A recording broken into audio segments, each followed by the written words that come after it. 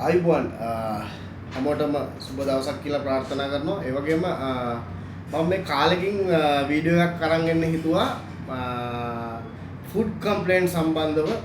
මොනවාද මේ ෆුඩ් කම්ප්ලේන්ට්ස් කියන්නේ, කොහොමද අපි ඒකට ෆේස් කරන්නේ කියන එක සම්බන්ධව ඔයාලව පොඩ්ඩක් දැනුවත් කරන්න හිතුවා. අපේ ගොඩක් වෙලාවට අපේ ජූනියර් ෂෙෆ්ස්ලා, ඒ වගේ ට්‍රේනින් වෙන ළමයි, එතකොට කොමි ෂෙෆ්ස්ලා, එයාලාට මේක වැදගත් වෙයි. ගොඩක් දුරට ෆුඩ් කම්ප්ලේන්ට් එකක් ආපුවම අපි හැන්ඩල් කරන්නේ කොහොමද, සහ ෆුඩ් කම්ප්ලේන්ට් කියන්නේ කොයි විදියට එන එකක්ද කියන එක පොඩ්ඩක් දැනුවත් කරන්න හිතුවා.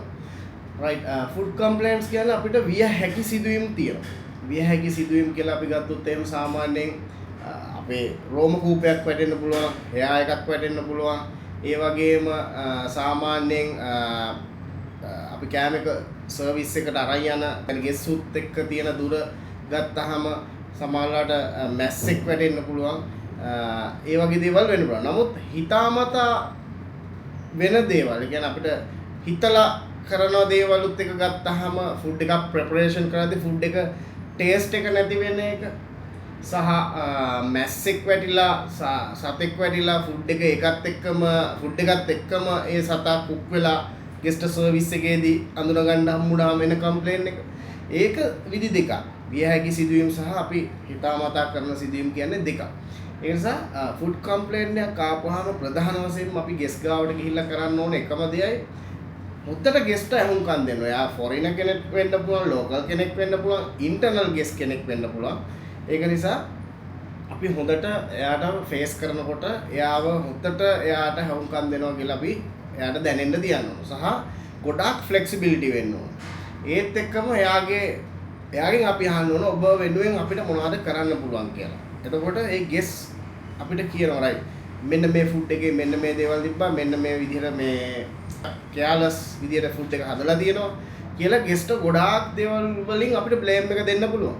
ප්‍රශ්නයක් නැහැ. ගෙස් is god කියනවනේ. අපි ගෙස්ට උපරිම අහුම්කම් දීලා ගෙස් වෙනුවෙන් අපි මොකක්ද ඊළඟට ගන්න ස්ටෙප් එක, අලුතෙන් ෆුඩ් එකක් හදලා දෙනවද කොහොමද කියලා බලන්න ඉස්සෙල්ලාම අපි ගෙස්ට අපොලොජයිස් කරලා ඉන්න ඕන. මේ සිදුවීම උනේ මෙහෙමයි. චෙෆ් හැටියට අනිවාර්යයෙන්ම අපි ගෙස්ට ෆේස් කරන එක. සාමාන්‍ය අපේ ඩෙමි ෂෙෆ් කෙනෙක් ෆුඩ් එක හදලා තියන්න පුළුවන්, කුක් කෙනෙක් වෙන කොමි කුක් කෙනෙක් හදලා තියන්න පුළුවන්. ඒ කවුරු හැදුවත් ෂෙෆ්ගේ අතේ තමයි වගකීම තියෙන්නේ. අනිවාර්යයෙන්ම මගේ ආදරණීය ෂෙෆ්ලා මේක දන්නවා, මම උගන්වනව නෙවෙයි. ඒගොල්ලන් දන්නවා මොකද්ද කරන්න ඕන කියලා. මම මේ ගොඩක් වෙලාවට කතා කරන්නේ ජූනියර් ෂෙෆ්ස්ලා සහ පළවෙනි ස්ටෙප් එක ගන්න ෂෙෆ්ලා, ඒ වගේම සුපර්වයිසර් ෂෙෆ්ලා තමයි මම මේ වැඩිම මේ මැසේජ් එක දෙන්නේ.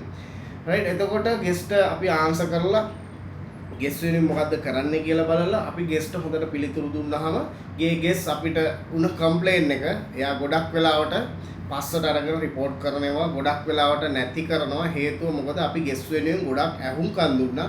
ගෙස්ට සාධාරණයක් කරන්න අපි ඉදිරිපත් වුණා.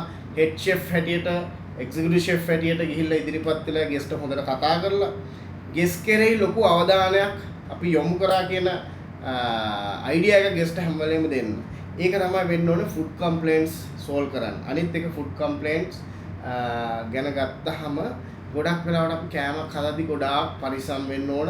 පිරිසිදුකම, රසවත්භාවය, ඒ වගේම ගෙස්ට අවශ්‍ය දේ අපි සකස් කිරීම කියන තැන අපි ඉඳගෙන වැඩේ කරන්න ඕන අනිවාර්යයෙන්ම. එතකොට හොඳ පිළිගැනීමක් ගෙස් අපි කෙරෙහි තියෙනවා. ජය වේවා.